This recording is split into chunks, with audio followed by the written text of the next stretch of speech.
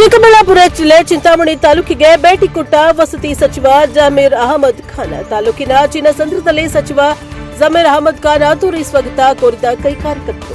2028ರವರೆಗೆ Siddaramaiah CM ಆಗಿರ್ತಾರೆ. CM ಕುರ್ಚಿ ಖಾಲಿ ಇಲ್ಲ. ಜಮೀರ್ ಅಹಮದ್ ಖಾನ್ ಹೇಳಿಕೆ. ಡಿಕೆ ಶಿವಕುಮಾರ್ಗೆ ಚುನಾವಣೆ ಮಾಡುವ ತಂತ್ರ ಚೆನ್ನಾಗಿ ಗೊತ್ತಿದೆ. ಬಿಜೆಪಿ ಸರ್ಕಾರ ಆಡಳಿತದಲ್ಲಿ ಇದ್ದಾಗ ಬಡವರಿಗೆ ಒಂದು ಮನೆಯನ್ನ ಕೊಟ್ಟಿಲ್ಲ. 2028ರವರೆಗೆ ಸಿದ್ದರಾಮಯ್ಯನವರೇ ಮುಖ್ಯಮಂತ್ರಿಗಳಾಗಿ ಮುಂದುವರಿಯುತ್ತಾರೆ. ಸದ್ಯ ರಾಜ್ಯದಲ್ಲಿ ಸಿಎಂ ಕುರ್ಚಿ ಖಾಲಿ ಇಲ್ಲ ಎಂದು ಕರ್ನಾಟಕ ರಾಜ್ಯ ಸರ್ಕಾರದ ವಕ್ಫ್ ಹಾಗೂ ವಸತಿ ಸಚಿವರಾದ ಬಿಜೆಡ್ ಜಮೀರ್ ಅಹಮದ್ ಖಾನ್ ರವರು ಹೇಳಿದ್ದಾರೆ. ಇಂದು ಚಿಂತಾಮಣಿ ತಾಲೂಕಿನ ಚಿನ್ನಸಂದ್ರ ಗ್ರಾಮಕ್ಕೆ ಭೇಟಿ ನೀಡಿದ ನಂತರ ಮಾಧ್ಯಮದವರೊಂದಿಗೆ ಮಾತನಾಡಿದ ಅವರು, ಸಿದ್ದರಾಮಯ್ಯನವರಿಗೆ ಬದಲಾವಣೆ ಮಾಡಬೇಕಾದ್ರೆ ನಮ್ಮಿಂದ ಹಾಗೂ ನಿಮ್ಮಿಂದ ಸಾಧ್ಯವಿಲ್ಲ. ಕಾಂಗ್ರೆಸ್ ಪಕ್ಷ ಹೈಕಮಾಂಡ್ ಏನು ಸೂಚನೆ ನೀಡುತ್ತದೋ ಅದು ನಾವೆಲ್ಲರೂ ಪಾಲಿಸುತ್ತೇವೆ. ನನ್ನ ಅಭಿಪ್ರಾಯ ನಾನು ತಿಳಿಸಿದ್ದೇನೆ ಎಂದು ಹೇಳಿದ ಅವರು, ಡಿಕೆ ಶಿವಕುಮಾರ್ ಅವರಿಗೆ ಎಲ್ಲ ರಾಜ್ಯಗಳಲ್ಲೂ ಡಿಮ್ಯಾಂಡ್ ಇದೆ.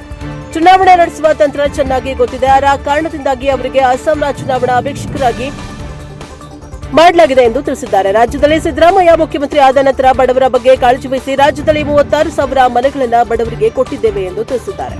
ಈ ಸಂದರ್ಭದಲ್ಲಿ ಸ್ಥಳೀಯ ಕಾಂಗ್ರೆಸ್ ಪಕ್ಷದ ಅಲ್ಪಸಂಖ್ಯಾತ ಮುಖಂಡರು ಹಾಜರಿದ್ದರು. Bureau report CS Ravi, MKS TV 4 Chikkaballapur. ಮುಖ್ಯಮಂತ್ರಿ ಕುರ್ಚಿ ಖಾಲಿ ಇಲ್ಲ. ಮನೆ ಸಿದ್ದರಾಮಯ್ಯನೇ 28ವರೆಗೂ ಮುಖ್ಯಮಂತ್ರಿಯಾಗಿ ಇರ್ತಾರಂತ ನನ್ನ ಅಂದರೆ ನಮ್ಮ ಪಕ್ಷ ಹೈಕಮಾಂಡ್. ನನ್ನ ಅಭಿಪ್ರಾಯ ನಾನು ಹೇಳಿದ್ದೀನಿ. ನಮ್ಮ ಪಕ್ಷ ಹೈಕಮಾಂಡ್ ಈಗ ಸಿದ್ದರಾಮಯ್ಯಗೆ ಬದಲಾವಣೆ ಮಾಡಬೇಕಾದ್ರೆ ನಿಮ್ಮಿಂದ ನಮ್ಮಿಂದ ಸಾಧ್ಯ ಇಲ್ಲ. ಹೈಕಮಾಂಡ್ ನಮ್ಮ ಪಕ್ಷ ಹೈಕಮಾಂಡು ಆ ಥರ ಮಾಡೋಣ ಅಂತ ನಾನು ಭಾವಿಸ್ತೇನೆ. ಎಲ್ಲ ಕಡೆ ಡಿಕೆ ಶಿವಕುಮಾರ್ ಅವರದು ಇಡೀ ದೇಶದಲ್ಲಿ ಎಲ್ಲ ಸ್ಟೇಟಲ್ಲಿ ಅವ್ರಿಗೆ ಡಿಮ್ಯಾಂಡ್ ಇದೆ. ಡಿಕೆ ಶಿವಕುಮಾರ್ ಅಂದರೆ ಅವ್ರಿಗೆ ಚುನಾವಣೆ ಹೆಂಗೆ ಮಾಡೋದಂತ ಆ ತಂತ್ರ ಗೊತ್ತಿದೆ ಅವ್ರಿಗೆ, ಮನೆ ಶಿವಕುಮಾರ್ ಅವ್ರಿಗೆ. ಹಾಗಾಗಿ ಅವ್ರಿಗೆ ಆಸಾಮ್ಗೆ ಇನ್ಚಾರ್ಜ್ ಅಂತ ಮಾಡಿದಾರಂತ ಯಾರೋ ನನಗೂ ಅಂದರು, ನೆನ್ನೆ ಆಗಿದಾರಂತ. ಅವ್ರು ಇಡೀ ದೇಶದಲ್ಲಿ ಎಲ್ಲ ರಾಜ್ಯದಲ್ಲಿ ಮೊನ್ನೆ ಡಿ ಕೆ ಶಿವಕುಮಾರ್ಗೂ ಡಿಮ್ಯಾಂಡ್ ಇದೆ. ಏನಕ್ಕಂದರೆ ಚುನಾವಣೆ ಯಾವ ಥರ ಮಾಡಬೇಕಂತ ಅದು ಇದು ಗೊತ್ತಿದೆ ಅವ್ರಿಗೆ, ಸ್ಟ್ರಾಟಜಿ ಗೊತ್ತಿದೆ ಅವ್ರಿಗೆ. ಆ ಕಾರಣಕ್ಕೆ ಅವ್ರಿಗೆ ಇನ್ಚಾರ್ಜ್ ಆಗಿ ಮಾಡಿದ್ದಾರೆ. ನಾನು ಓಪನ್ ಸವಾಲ್ ಬಿಜೆಪಿಯವ್ರಿಗೆ ಹಾಕಿದ್ದೀನಿ.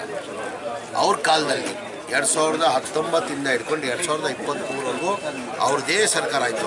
ಅವ್ರ ಸರ್ಕಾರದಲ್ಲಿ ಸ್ಲಮ್ ಬೋರ್ಡಲ್ಲಿ ಏನಾರ ಒಂದು ಮನೆ ಕೊಟ್ಟರೆ ರಾಜಕೀಯದಿಂದ ನಿರ್ವೃತ್ತಿ ತೊಗೊತೀನಿ, ಮಂತ್ರಿ ಸ್ಥಾನದಿಂದ ರಾಜೀನಾಮೆ ಕೊಡ್ತೀನಿ ಅಂತ ಹೇಳಿದ್ದೀನಿ ನಾನು. ನಮ್ಮ ಸರ್ಕಾರ ಬಂದಾದಮೇಲೆ ನಾವು ಘೋಷಣೆ ಮಾಡಿರಲಿಲ್ಲ. ಚುನಾವಣೆ ಟೈಮಲ್ಲಿ 5 ಗ್ಯಾರಂಟಿನ ಘೋಷಣೆ ಮಾಡಿ 5 ಗ್ಯಾರಂಟಿನ ಕೊಟ್ಟಿದ್ದೀವಿ.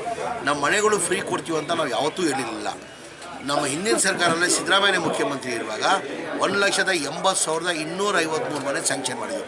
ಅದಾದಮೇಲೆ ಸಮ್ಮಿಶ್ರ ಸರ್ಕಾರ ಬಂತು. ಕುಮಾರಸ್ವಾಮಿ ಅವರು 1.5 ವರ್ಷ ಮುಖ್ಯಮಂತ್ರಿ ಆಗಿದ್ದರು.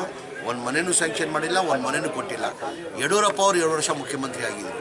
ಅವರು ಒಂದು ಮನೆ ಸ್ಯಾಂಕ್ಷನ್ ಮಾಡಿಲ್ಲ, ಒಂದು ಮನೆಯೂ ಕೊಟ್ಟಿಲ್ಲ. ಬಸವರಾಜ ಬೊಮ್ಮಾಯಿಯವರು 2 ವರ್ಷ ಮುಖ್ಯಮಂತ್ರಿ ಆಗಿದ್ದು, ಒಂದು ಮನೆ ಸ್ಯಾಂಕ್ಷನ್ ಮಾಡಿಲ್ಲ, ಒಂದು ಮನೆ ಕೊಟ್ಟಿಲ್ಲ.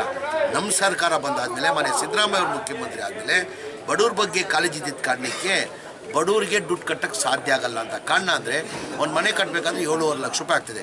ಕೇಂದ್ರ ಸರ್ಕಾರದಿಂದ 1.5 ಲಕ್ಷ ಕೊಡ್ತಾರೆ, ರಾಜ್ಯ ಸರ್ಕಾರದಿಂದ 1.5 ಲಕ್ಷ ಕೊಡ್ತೀವಿ. 7.5 ಲಕ್ಷದಲ್ಲಿ 3 ಲಕ್ಷ ಹೋದರೆ ಎಷ್ಟು ಉಳಿತದೆ? 4.5 ಲಕ್ಷ.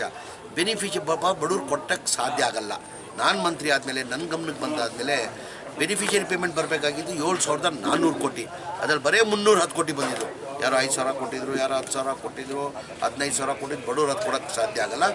ನಾನು ಹೆಂಗಪ್ಪ ಮನೆ ಮುಖ್ಯಮಂತ್ರಿಗಳಿಗೆ ಹೇಳೋದು ಏನಕ್ಕಂದರೆ, ಪಾಪ ಜನ ಎಲ್ಲ ಬೀದಿಯಲ್ಲಿದ್ದಾರೆ.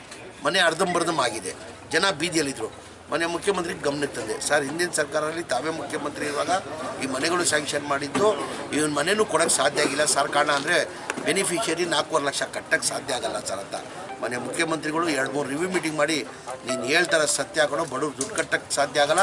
ಅದು ಎಷ್ಟನ್ನ ಕಷ್ಟ ಆಗಲಿ, ಎಷ್ಟನ್ನ ತೊಂದರೆ ಆಗಲಿ, ಆ ದುಡ್ಡನ್ನು ನಾವು ಸರ್ಕಾರ ವತಿಯಿಂದ ನಾನು ಕೊಡ್ತೀನಿ 4 ಲಕ್ಷ ಅಂತ ಹೇಳ್ಬಿಟ್ಟು ಕ್ಯಾಬಿನೆಟಲ್ಲಿ ತಂದು 2024 ಫೆಬ್ರವರಿಯಲ್ಲಿ ಕ್ಯಾಬಿನೆಟ್ ತಂದು ಅಪ್ರೂವ್ ಮಾಡಿದ್ದಕ್ಕೆ 36,789 ಮನೆಗಳು ಕೊಟ್ವಿ. ಏನಕ್ಕೆ ಬಿ ಜೆ ಪಿಯವ್ರು ಕೊಟ್ಟಿಲ್ಲ? ಇದೇ ತಿಂಗಳಲ್ಲಿ 24ನೇ ತಾರೀಕಿಗೆ ಹುಬ್ಳಿದಲ್ಲಿ 42,345 ಮನೆ ಕೊಡ್ತಾ ಇದ್ದೀವಿ. ಏನಕ್ಕೆ ಬಿ ಜೆ ಪಿಯವ್ರು ಕೊಡೋಕ್ಕೆ ಸಾಧ್ಯ ಆಗಿಲ್ಲ? ನಾಚಿಕೆ ಬರಬೇಕು ಅವ್ರಿಗೆ. ಯಾವ ಗ್ಯಾರಂಟಿನೂ ಇರಲಿಲ್ಲ. ನಮ್ಮ ಗ್ಯಾರಂಟಿ ಒತ್ತಡದಲ್ಲೂ ಅವ್ರಿಗೆ ಯಾವ ಗ್ಯಾರಂಟಿನೂ ಇರಲಿಲ್ಲ. ಈ ಗ್ಯಾರಂಟಿ ಒತ್ತಡ 55,000 60 ಸಾವಿರ ಕೋಟಿ ಗ್ಯಾರಂಟಿದಲ್ಲೂ ನಾವು ಬಡವರಿಗೆ ಮನೆ ಫ್ರೀಯಾಗಿ ಕೊಡ್ತಾ ಇದ್ದೀವಿ. ಇದೇ ತಿಂಗಳಲ್ಲಿ ಬಿ ಜೆ ಪಿಯವ್ರು ಬಂದು ನೋಡೋಕ್ಕೆ ಹೇಳಿ ಹುಬ್ಳಿದಲ್ಲಿ